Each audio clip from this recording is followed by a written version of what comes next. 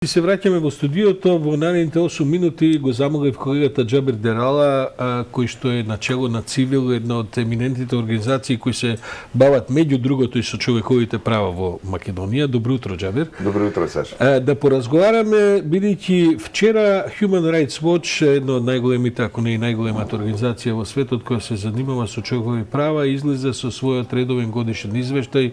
Тие повеќе од 30 години тоа го прават обично. 32 години, така е, обично на 32. половината на јануари веднаш после нова година. Так.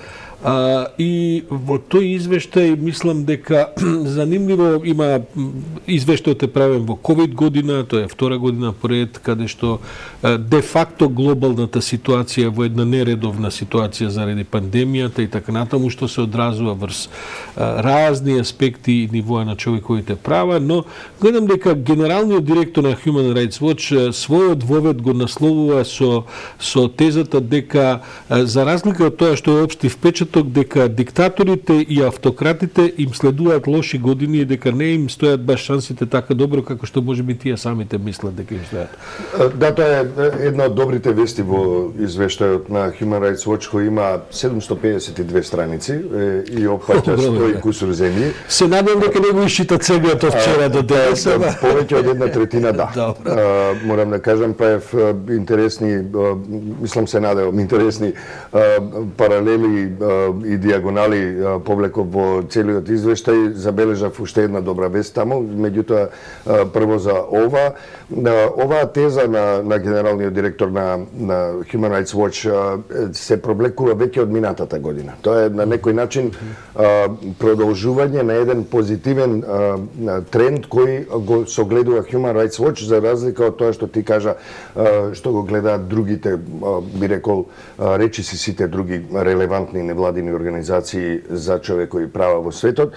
Се работи за тоа дека според него има огромен демократски потенцијал кај граѓанките и граѓаните низ целиот свет и смета дека тоа е еден потенцијал кој во многу догледна иднина ќе го сопре трендот на автократизирање. Што е право директоров кој се вика иначе Рот, што е право таа проценка ја темели и со критика врз демократските сили во светот, особено демократските лидери, дека треба да испорачат многу повеќе од ова што сега го испорачуваат. Именно тоа е исто во борбата со автократите и така натаму, не само да бидат, како што вели тој на едно место, само да ги осветлуваат автократите, туку и да делуваат против тој вид на идеи и вредности. Точно така, тој исто така многу добро забележува, а тоа го забележа и мојот колега Мишев во Цивил Медија вчера.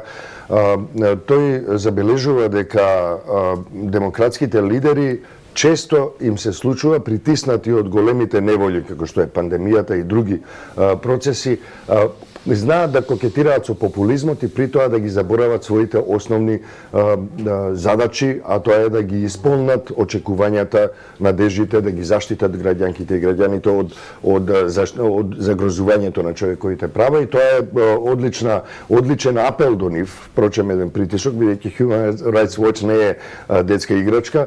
Верувам дека тоа ќе влијае на демократските лидери и ќе ги охрабри по-категорично, по-жестоко да се борат за заштита на човековите права. Инаку, самиот извештај содржи сериозни анализи на состојбите во повеќе од 100 земји. Добра вест е, меѓу другото, дека Северна Македонија не се наоѓа меѓу нив. Северна Македонија е спомената во Human Rights Watch, меѓу другото, оваа година, меѓу другото, за тоа дека има свој представник во тело на Обединетите нации кој се занимава со човековите права во Шри-Ланка, например, што е мал куриозитет, но исто така е спомената во други делови на Human Rights Watch оваа година и крајот на минатата година, за тоа што се уште се влече опашката на соработката на државните власти со ЦИА, односно со тајните затвори низ светот. Ние сме една од државите кои во случајот со Ел Масри беше ставена на таа листа. Се уште се влече, се уште има постапки во таа смисла, така што тука можеме да илустрираме на некој начин дека 20 години валда. Ја не памтам кога точно беше. Без оглед на тоа има повеќе од 10 години. 10 години. Без оглед на тоа која која гарнитура е на власт во една држава. Едноставно тоа е државата. И Human Rights Watch нас не гледа како држава, а не како влада или поединечна една или друга. И таа опашка ќе се влече се уште. Значи, треба да се биде внимателен без оглед на тоа кој е на власт, треба да биде внимателен да не става црни петна на имиджот на државата. Меѓутоа, добра вест е тоа што Human Rights Watch препознава дека ние како држава оваа година нема потреба да бидеме во нивниот извештај како посебно поглавје, што не беше случај, да речеме, до пред добри 5 години, во 2016 година. Например, ние сме меѓу така посериозно анализираните држави со низа проблеми пред се слободата на изразувањето, меѓутоа и владењето на правото, кршењето на човековите права во низа други области. Морам да кажам дека, добро, не е за изненадување што во поглавјата на Human Rights Watch од она што јас го видов од извештајот на брзина го поминав, само да видам каква му е структурата и така. Се разбира дека земји како, не знам, Кина, Русија, Беларусија, Мјанмар, Турција, Тајланд, Египет, Уганда, Шри-Ланка, Бангладеш, Венецуела и Никарагва се со особен бидејќи таму состојбата со човековите права е ризична и така. Но да не зборам за овие воени режими во Мјанмар, во Судан, Мали, Гвинеја и така натаму, кај што се разбира се работи за драстични кршења, но констатираат дека и во некои демократски или бивши демократски или се уште демократски, полудемократски држави, па ги набројуваат од Унгарија и Полска, преку Бразил, Индија и Соединетите Американски држави за времето на Трамп, дека се уште има, не само што има, туку предупредуваат на сериозни кршења на човековите права. Тоа е еден од најсилните делови во Human Rights Watch извештајот оваа година, заради тоа што со една жестока острина, со многу факти, влегуваат во анализа токму на Соединетите Американски држави.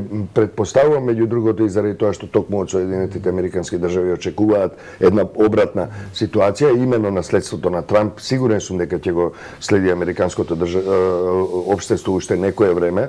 Па може и до следните избори, а ќе видиме што после тие избори. Но таму се забележуваат работи кои се навистина алармантни. Тоа што се случувало во изминатата година, кон крајот на мандатот на Трамп е навистина фрапантно и јас препорачувам да се прочита барем тоа поглавје. Интересно е тоа што на Балканот Србија, Косово и Босна и Херцеговина се застапени во тој извештај. За Грција се работи, се зборува постојано години наназад во Human Rights Watch за нивниот однос кон мигрантите. Исто така. Добро, што е права, Грција е првата земја на линијата на фронтот на Европска унија со мигрантите и таму навистина се случуваат ситуации кои прашање како би поминали во други земји кога би имале таков бран. Во 2016 година имавме и ние бевме застапени таму со проблеми, сериозни проблеми со начинот на справување со мигрантската криза. Едноставно, кога се работи за мигрантска криза, гледате сега, тие се вепонизираат, односно стануваат оружје и на војната самите мигранти во последно време, полската граница и сето тоа. Работата е во тоа што кога зборувате за мигранти, едноставно нема систем што може да ги истретира како што треба.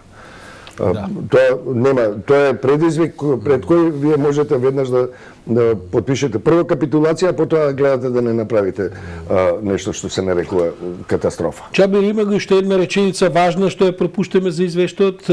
Успева ли извештајот да генерира, да кажем, менување на политики што се искуства? Human Rights Watch е многу респектабилна организација, има 31 канцеларија низ целиот свет, а потоа има и 50 мисии на сето тоа, има 50 во 50 земји е присутна на теренот. Мислам дека тоа е многу важен, еве и квантитативно гледано, важен е тоа е придут на организации како Amnesty International, како Greenpeace, од неколку ги има такви 5-6 кои што се поголеми како, не знам, Доктори без граници во една друга сфера и така. Последната реченица што би ја кажал е тоа дека не треба да не радува фактот дека нас не нема во Human Rights Watch премногу, затоа што може многу лесно да се најдеме во такви извештаи ако се опуштиме. Демократијата е нешто кое ние мораме постојано и да го негуваме и да го напредуваме, бидејќи никогаш не е доволно демократија.